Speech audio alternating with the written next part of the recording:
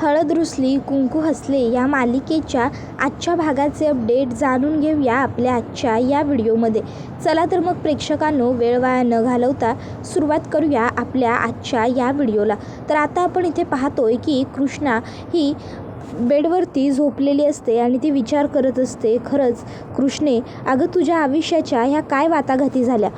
तू ज्या गोष्टीला एवढे दिवस संसार समजत होतीस तो संसार नव्हताच. त्याबरोबर मग तिला दुष्यंतचं आणि पूजाचं बोलणं आठवू लागतं.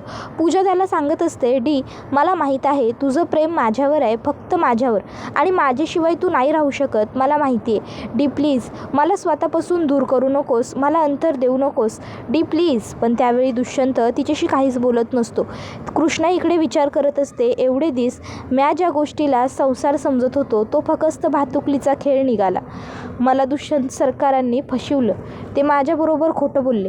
तर दुसऱ्या बाजूला बाळजाबाई विचार करत असतात की काय झालं असेल तिकडं. एव्हाना ती कृष्णा गचकली असेल काय की जगल? नाही, तिची अवस्था बघता मला तरी असं वाटत नाही की ती उद्या सकाळचा सूर्य बघल. पण काय करू आता, कुणाला फोन करू, कुणाकडनं आम्हाला माहिती मिळू शकते? हां, आढळरावांकडनं माहिती मिळणार. मग बाळजाबाई आढळरावांना फोन करायला फोन घेतात. इतक्यात आढळरावांचाच फोन येतो.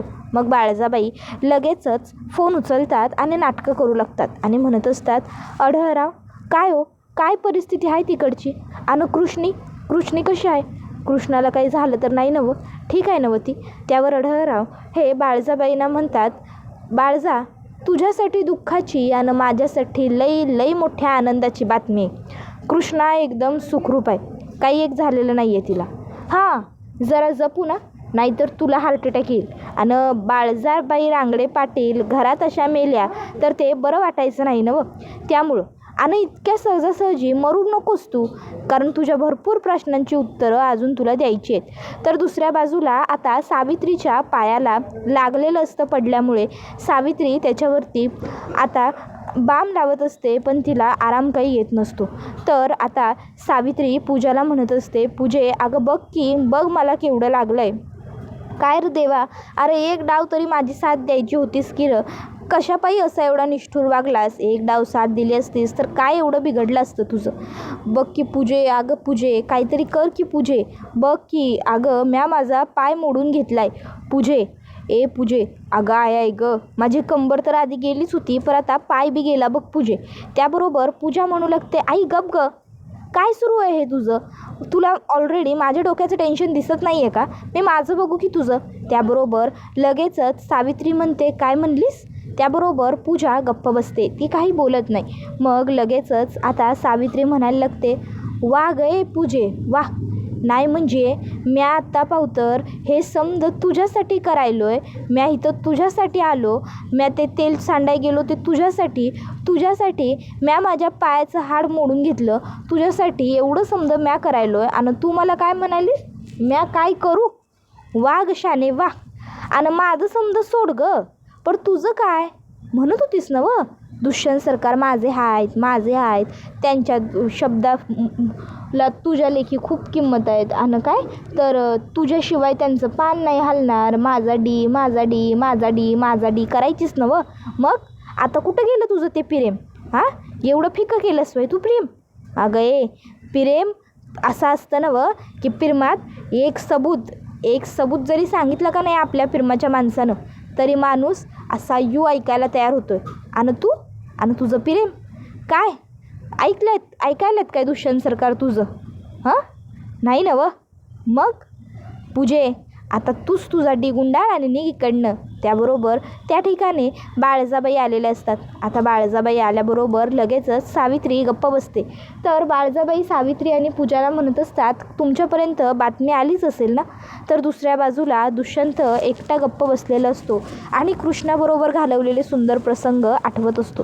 त्याला आठवत असतं की कसं कृष्णाने त्याला प्रत्येक वेळी वाचवलं होतं, कसं पहिल्यांदा तो आणि कृष्णा जवळ येत होते आणि तेव्हा कृष्णा त्याच्यापासून दूर जात होती. या सर्व आठवणी आठवणींमध्ये हरवलेला दुष्यंत रडत असतो, कारण कृष्णाला आता ह्या अवस्थेत बघून त्याला त्रास होत असतो. इतक्यात त्या ठिकाणी भक्ती येते. भक्ती दुष्यंतला मलम देत म्हणते, दाजी हाताला भाजले ना तुमच्या, हे घ्या, हे मलम लावून घ्या, कृष्णीनंच दिले. आता दुष्यंत ते मलम घेतो आणि रडू लागतो. त्यावर भक्ती म्हणू लागते, दाजी अहो काय झालं, तुम्ही कशा पायी रडायलाय? आणि कृष्णीचा ॲक्सिडेंट असा झाला तरी कसा? नाही म्हणजे अशा सणासुदीच्या दिसाला ती का म्हणून घराबाहेर पडली? तुमच्यात काय वाद झाला आहे काय? ती तुमच्याबरोबर एवढं परक्यासारखं बी वागायला?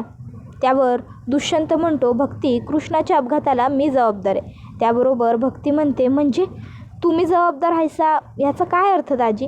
नक्की काय घडलं आहे मला व्यवस्थित सांगा की. त्याबरोबर मग दुष्यंत कृष्णाबरोबर आणि त्याच्याबरोबर नेमकं काय घडलं हे सगळं सविस्तर सांगायला सुरुवात करतो. आता दुष्यंत बोलत असतो आणि भक्ती शांत ऐकत असते. तो तिला सांगायला सुरुवात करतो, भक्ती कृष्णा बाहेर गेली होती. मी पूजाला औषधं देण्यासाठी पूजाच्या रूममध्ये चाललो होतो. इतक्यात पूजा जिना उतरता उतरता खाली कोसळली. जिना उतरताना ती खाली कोसळल्याबरोबर मी तिला बघितलं आणि मी जोरात ओरडलो, पूजा, आणि मी पूजाच्या जवळ गेलो. मी पूजाला उठवलं, तू ठीक आहेस ना, तुला काही पाणी वगैरे हवं आहे का, अशी मी तिची चौकशी करत होतो. तोपर्यंत पूजाला भूतकाळ आठवला होता. भूतकाळात मी आणि पूजा एकमेकांवर प्रेम करायचो आणि पूजा मला तेच सांगत होती की डी तुझं माझ्यावर प्रेम आहे, तू माझ्याशिवाय नाही राहू शकत, मला माहिती आहे, तू माझ्याबरोबर लग्न कर डी, आपण पळून जाऊया, आपण एकत्र येऊया. आणि या सर्व गोष्टी कृष्णाने ऐकल्या. त्यानंतर कृष्णा पूर्णपणे तुटून गेली. कृष्णा घरातनं बाहेर निघाली आणि ती वाट मिळेल तिकडं जाईन असं म्हणत होती. मी तिला अडवण्याचा प्रयत्न करत होतो आणि त्यावेळीच तिचा अपघात झाला. तर इकडे बाळजाबाई म्हणत असतात, एक काम दिलं होतं तुम्हा दोघींना, ते बी तुम्हाला धड जमलं नाही, त्यात बी तुम्ही कच खाल्ली. त्याबरोबर मग पूजा म्हणत असते, एक मिनटं बाळजाबाई, काय बोलताय तुम्ही हे? आणि हे बघा, आम्ही काही कच खाल्लेली नाही आहे, आम्ही आमच्या परीने पूर्ण प्रयत्न केले होते. मी जाऊन डीला थांबवण्याचा प्रयत्न केला आणि माझ्या आईने तर तेल सांडवलं होतं जिन्यांवर, जेणेकरून डीला वरती चढता येऊ नये म्हणून. अहो बघा, ते करताना तिच्या पायाला केवढी इंजुरी झाली आहे, तरी तिने काम केलं, पण तुमच्या डीने आमचं काही ऐकलंच नाही, त्याला आम्ही तरी काय करणार हो? त्याबरोबर लगेचच आता बाळजाबाई म्हणतात, ए पूजा, माझ्यावर उलटं फिरायचं नाही या, नाही म्हणजे स्वतःची चूक मान्य करायची. स्वतःला काम जमलं नाही ना मग ते कबूल करायचं बऱ्या बोलानं. त्याबरोबर पूजा म्हणते, ओ अच्छा बाळजाबाई, मला काम जमलं नाही आणि मग तुमचं काय हो? तुमच्याकडे एवढी माणसं आहेत, तुमच्याकडे एवढी पावर आहे, एवढी वट आहे, एवढं नाव आहे, मग तुमच्याकडनं का नाही झालं हे एक काम? तुम्ही का नाही केलं? तुम्ही का नाही तुमच्या माणसांना कामाला लावलं? त्याबरोबर बाळजाबाई म्हणतात, पूजा जास्त बोलू नकसा माझ्यासमोर, माझ्यावर पलटी नाही मारायची. पूजा म्हणते, वाव, बघा ना काय सुंदर कोइन्सिडन्स आहे. कालच्यापर्यंत आपण एकमेकाबरोबर मिळून प्लॅनिंग करत होतो, एकमेकाबरोबर मिळून विक्ट्री कशी सेलिब्रेट करायची हे ठरवत होतो, आणि आज आपण दोघी एकमेकीला ब्लेम करतोय, तुझ्यामुळे झालं, तुझ्यामुळे झालं. त्याबरोबर बाळजाबाई तिला सांगत असते, पूजा हे बघ, माझ्या वाकड्यात जायचं नाही या, गप बसायचं. सावित्री म्हणते, जाऊ द्या बाळजाबाई, अहो लहान पोरगी आहे, म्हणजे पटकन बोलून जात्या, तुम्ही एवढं मनाव नका घेऊ. त्याबरोबर मग लगेचच आता बाळजाबाई म्हणते, ही कसली पोरगी आहे ना, ते मी बरोबर हेरले. तर पूजा म्हणत असते, आता पुढे काय करायचं ते ठरवायला हवं, उगाच चौगाच मला ब्लेम करणं बंद करा. त्याबरोबर सावित्री ही पूजाला म्हणते, पूजे, आणि मग ती बाळजाबाईंना म्हणते, अहो बाळजाबाई, जाऊ दे की, कशापायी तुम्ही एवढं त्या पोरीचं मनावर घ्यायला आहे, जाऊ द्या, खरंच जाऊ द्या. त्याबरोबर लगेचच बाळजा म्हणायला लागते की ते समजा सोडा, आता आपल्याला काहीतरी नवीन जाळं विणावं लागणार आहे, काहीतरी असं करावं लागणार आहे की ज्यामुळं ती कृष्णा दुष्यंतापासनं लांब जायलाच हवी. त्यासाठी आपल्याला त्या कृष्णाला मजबूर करावं लागेल, मजबूर. त्याबरोबर पूजा म्हणते, म्हणजे आता मी काय करायचं आहे? त्यावर बाळजाबाई सांगतात, तुला असं काहीतरी करायला लागेल की कृष्णा स्वतःहूनच दुष्यंतपासून लांब जायला हवी. आता आमसनी काय म्हणायचं आहे ते तुला कळलं असेलच ना. त्याबरोबर मग पूजा ही आता काहीच बोलत नाही, ती फक्त हसते. त्यानंतर मग आता इकडे भक्ती म्हणत असते, काय दाजी, म्हणजे माझ्या कृष्णीच्या अपघाताला तुम्ही जबाबदार आहेसा? अहो दाजी, काय केलं तुम्ही हे समज? मला वाटलं होतं तुमच्याबरोबर लगीन झाल्यानंतर माझी बहीण आनंदानं आयुष्य घालवेल, तुमच्याबरोबर सुखानं जगल, तुम्ही तिची काळजी घ्याल असं सबूत दिला होता सर नवं मला. मग हे समजा काय आहे दाजी? अहो जर माझ्या बहिणीचं आज काही कमी जास्त झालं असतं तर मी काय केलं असतं? कुणाकडे गेलो असतो? दाजी तुमच्याकडनं ही अपेक्षा नव्हती मला. अहो तुमच्याबरोबर लगीन करून तिच्या आयुष्याचं सोनं होईल असं सपान बघितलं होतं म्या, आणि तुम्ही तिची फसवणूक केली, ती बी एवढी मोठी. अहो तुमच्याबरोबर लगीन केल्याची तर आता तिला शिक्षा मिळायला लागल्या. त्याबरोबर दुष्यंत म्हणतो, भक्ती प्लीज. नाही, मी एक वेळ तुझे सगळे आरोप मान्य करू शकतो, पण मी हे नाही ऐकू शकत की माझं कृष्णावरचं प्रेम खोटं होतं. नाही, मी खरं सांगतो आहे, माझं कृष्णावरचं प्रेम खरं आहे, नितळ आहे, स्वच्छ आहे. मी कृष्णाव्यतिरिक्त दुसऱ्या कुठल्या मुलीचा विचारही नाही करू शकत. खरंच मी खोटं नाही बोलत आहे. माझं कृष्णावर खूप प्रेम आहे भक्ती, आणि आता कृष्णाव्यतिरिक्त माझ्या आयुष्यात दुसरं कोणी नाही आहे आणि येऊही शकणार नाही. खरं बोलतो आहे मी. त्याबरोबर मग मात्र आता भक्ती काहीच बोलत नाही. त्याबरोबर इकडे सकाळी कृष्णा जेव्हा उठते, डोळे उघडते, तेव्हा तिला दिसतं की दुष्यंत हा तिथेच तिच्या बेडवरती डोकं ठेवून झोपलेला आहे. मग आता कृष्णा ही दुष्यंतकडे बघत असते. इतक्यात अढळराव तिकडे येतात. अढळराव म्हणतात, उठल्या वय सुनबाई, बरं झालं उठलासा, तुमच्यासाठी गरम गरम चहा घेऊन आलो आहे, जरा चहा प्या तर येईल, घरचा चहा आहे मस्त गरम गरम. कृष्णा आता दुष्यंतकडे बघत असते, पण अढळराव आल्यावर मग कृष्णा दुष्यंतकडनं मान एका बाजूला करते. त्याबरोबर अढळराव दुष्यंतला सुद्धा उठवतात आणि म्हणतात, दुष्यंता हे घे, तू बी चाय घे, मस्त गरम गरम चहा आहे, घे घे. त्याबरोबर दुष्यंत चहा घेतो. मग अढळराव कृष्णाला म्हणतात, कृष्णे तू पण चहा घे. त्यावर दुष्यंत म्हणतो, नाही नको, चहा नको, आता नाश्त्याची वेळ झाली आहे, मी नाश्ताच घेऊन येतो काहीतरी तिच्यासाठी. त्यावर कृष्णा म्हणते, आबा मला कुणाकडनं बी नको आहे काय बी. त्याबरोबर दुष्यंत म्हणत असतो, हा असा हलगर्जीपणा करून चालणार नाही आहे कृष्णा, आता तुला बरं नाही आहे की नाही, त्यामुळे तुला खावं लागणार, काळजी घ्यावी लागणार. मी तुझ्यासाठी काहीतरी नाश्ता घेऊन येतो, तुला नाश्ता करावा लागेल, नाश्ता करून घे. त्याबरोबर मग आता दुष्यंतने असं म्हटल्यावर कृष्णा म्हणत असते, आबा मला कुणाच्या बी मदतीची गरज नाही, माझं माझं बघू शकतो. त्याबरोबर मग कृष्णा हिने असं म्हटलं हे दुष्यंतला लगेचच अढळराव सांगतात, दुष्यंता बाबा तिला कुणाच्या बी मदतीची गरज नाही, ती तिचं बघू शकते. त्यावर लगेचच दुष्यंत म्हणतो, मग सांगा तिला हे ICU आहे, इन्स्टिट्यूट केअर सेंटर, इथे असलेल्या पेशंटची जास्त काळजी घ्यावी लागते, समजलं. त्याबरोबर मग अढळराव कृष्णाला म्हणतात, ए पोरी, अगं ही खोली ICU आहे, या खोलीत असलेल्या लोकांची जास्त काळजी घ्यावी लागते बाबा आपल्याला. कृष्णा म्हणते, माझी काळजी घ्यायला मी आहे, माझी कुणीही काळजी करायची गरज नाही. दुष्यंत म्हणतो, हे बघ तू. त्याबरोबर कृष्णा आता उठून बसू लागते. कृष्णाला मदत करण्यासाठी दुष्यंत पुढे सरसावतो, पण कृष्णा ही दुष्यंतला स्वतःपासून लांब करते आणि म्हणते, आबा लोकांनी एक डाव सांगितलेलं समजत नाही व्हय, मी म्हणलं नवं मला कुणाच्या बी मदतीची गरज नाही म्हणून, नाही आहे मला मदतीची गरज. त्यावर दुष्यंत म्हणत असतो, हा असा हट्टीपणा करून चालणार नाही आहे. त्याबरोबर मग लगेचच आता अढळराव हे दुष्यंतला म्हणतात, दुष्यंता अरे तिला नाही आहे मदतीची गरज बाबा, थांब की तू जरा. त्याबरोबर मग इकडे अढळराव हे कृष्णाला म्हणतात, पोरी आता कसं वाटायलं आहे तुला, तू ठीक आहेस नवं. त्यावर कृष्णा म्हणते, होय ठीक वाटायलं आहे मला आबा. त्याबरोबर दुष्यंत म्हणतो, मी माझं कर्तव्य म्हणून करतोय सगळं. कृष्णा म्हणते, कर्तव्य करायच्या वेळी केलं नाही, जर केलं असतं तर इतक्यात त्या ठिकाणी एक वॉर्डबॉय येतो आणि तो कृष्णाला कपडे देत म्हणतो, पेशंटचे कपडे बदलून घ्यायची वेळ आहे, आता मोठ्या डॉक्टरांचा राऊंड येईल, त्याआधी कपडे वगैरे बदलून घ्या. त्यावर कृष्णा म्हणते, आबा भक्ती कुठं आहे. त्याबरोबर आबा सांगतात, अगं आत्ताच सकाळच्याला ती घरला गेली बघ. त्याबरोबर मग कृष्णा लगेचच म्हणते की बरं म्या बघतो, दादा कोणी बाई माणूस नाही का.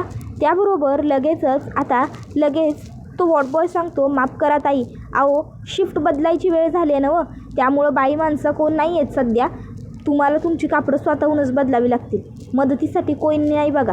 त्याबरोबर मग दुष्यंतच त्याच्या हातातले ते कपडे घेतो आणि तो म्हणत असतो की मी तुला. त्यावर कृष्णा म्हणते, आबा मला कुणाच्या मदतीची गरज नाही, माझी कापडं बदलू शकतो. त्यावर दुष्यंत कृष्णाला म्हणत असतो, कृष्णा अगं हे असं का वागतेस माझ्याबरोबर, प्लीज मी काय म्हणतो आहे ते ऐकून घे, तुला मदतीची गरज आहे, तू नाही एकटीनं करू शकत सगळं. त्यावर कृष्णा म्हणते, म्हणलं नवं मला तुमच्या मदतीची गरज नाही आहे म्हणून माझं काय करायचं ते बघून घेईन. त्याबरोबर अढळराव दुष्यंतला म्हणतात, दुष्यंता चल आपण बाहेर थांबू ये. आणि मग आता दुष्यंत आणि अढळराव हे दोघंजणं तिकडनं बाहेर येतात. अढळराव आता इकडे मनातल्या मनात म्हणत असतात, दुष्यंता मला माहिती आहे सध्या तुझ्या मनाची काय घालमेल होत असेल ते, पर बाळा अरे आता सध्या तू शांत राहणंच गरजेचं आहे. तुझ्या मनात लई खलखल होतं आहे मला ठाव आहे, पर तरी बी तू तुझ्या मनातली होणारी खलखल जरा थांबीव आणि शांत राहा बघ. त्याबरोबर मग आता अढळराव हे तिकडनं निघून जातात. तर इकडे कृष्णा स्टूलचा आधार घेऊन उठत असताना कृष्णाच्या धक्क्याने तो स्टूल पडतो. आवाज येताच दुष्यंत लगेचच आतमध्ये जातो आणि कृष्णाला सावरतो. त्याबरोबर कृष्णा बेडवरती हात टेकते आणि दुष्यंतला स्वतःपासून लांब करते. त्याबरोबर दुष्यंत कृष्णाला म्हणतो, कृष्णा अगं काय सुरू आहे तुझं? का वागतेस माझ्याबरोबर एवढं रूढ आणि वाईट? प्लीज थांबव ना हे सगळं, काय अर्थ आहे या सगळ्याला? हां कृष्णा अगं माझं एकदा म्हणणं ऐकून घे. आठवतं आहे तुला मला मधमाशा चावत होत्या तेव्हा तू माझी मदत केली होतीस? का केली होतीस माझी मदत? एक माणुसकी म्हणून केली होतीस ना. मग असं समज आज मी सुद्धा एक माणूस म्हणून माणुसकीसाठी नाही तर तुझी मदत करू शकतो. त्यावेळी कृष्णाला आठवतं की दुष्यंतला मधमाशा चावत असतात. कृष्णाने पटकन त्यावेळी चादर नेऊन दुष्यंतच्या अंगावर टाकली होती आणि दुष्यंतला वाचवलं होतं. दुष्यंत म्हणतो, एक माणुसकी म्हणून तरी कृष्णा मला तुझी मदत करू देत प्लीज कृष्णा प्लीज. पण कृष्णा काहीच उत्तर देत नाही, काहीच रिप्लाय देत नाही. मग लगेचच कृष्णाला दुष्यंतचं आणि पूजाचं बोलणं आठवतं. डी मला माहिती आहे तुझं माझ्यावर प्रेम आहे आणि मला माहिती आहे की तुझं माझ्यावर खूप प्रेम आहे. तू माझ्यापासून लांब नाही राहू शकत. डी प्लीज मला अंतर देऊ नकोस. डी प्लीज प्लीज आपण कायम एकत्र राहूयात ना डी. त्याबरोबर मग इकडे हे सगळं तिला आठवत असतं आणि एकाएकी कृष्णाला पुन्हा एकदा त्रास होतो. तर इकडे दुसऱ्या बाजूला बाळजाबाई ठरवतात की काहीही झालं तरी त्या कृष्णाला मजबूर करायचं दुष्यंतपासून लांब जाण्यासाठी. काय बी झालं तरी ती कृष्णा घरला परत येता कामा नये. तर दुसऱ्या बाजूला आता इकडे कृष्णा ही अढळरावांना सांगते, बाम्या ठीक आहे आता. तर डॉक्टरसुद्धा म्हणतात की पेशंट आता व्यवस्थित आहे, पेशंटला तुम्ही घरी घेऊन जाऊ शकता. त्यावर दुष्यंत खुश होतो. तर कृष्णा म्हणते, बा मला घरला यायचं नाही. त्याबरोबर आता मग मात्र दुष्यंत कृष्णाकडे बघतच राहतो. त्यानंतर आता इकडे पूजा ही कृष्णाकडे आलेली असते आणि ती कृष्णाला म्हणत असते, माझं डीवरती खूप प्रेम होतं, पण ज्या बहिणीने माझ्यासाठी आत्तापर्यंत एवढं सगळं केलं त्या बहिणीसाठी मी एवढं सॅक्रिफाईस तर करूच शकते ना कृष्णा. हां त्यानंतर आता दुष्यंत हा कृष्णाच्या जवळ येतो, पण कृष्णा ही पुन्हा एकदा त्याला स्वतःपासून लांब ढकलते. तिला जेव्हा त्या सर्व गोष्टी आठवतात पुन्हा एकदा तेव्हा. त्याबरोबर हा व्हिडिओ इथेच संपतो. व्हिडिओ आवडला असेल तर व्हिडिओला लाईक करा, चॅनलवर नवीन असाल तर चॅनलला सबस्क्राईब करा आणि बेल आयकॉन आठवणीने प्रेस करा, जेणेकरून तुम्हाला पुढच्या प्रत्येक व्हिडिओचं नोटिफिकेशन मिळत जाईल आणि सर्व व्हिडिओंचा आनंद हा अगदी उत्तम पद्धतीने घेता येईल. चला तर मग प्रेक्षकांनो आजच्या पुरतं इथेच थांबूया. पुढचा व्हिडिओ येईपर्यंत टाटा बाय बाय, धन्यवाद, take care all of you. हळद रुसली कुंकू असले ही मालिका तुम्हाला कशी वाटते हे आम्हाला कमेंटमध्ये नक्कीच सांगा. धन्यवाद.